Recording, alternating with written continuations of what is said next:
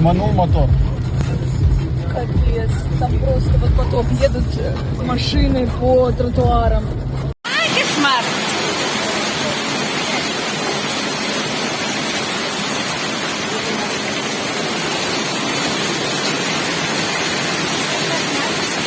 Построили. Ну.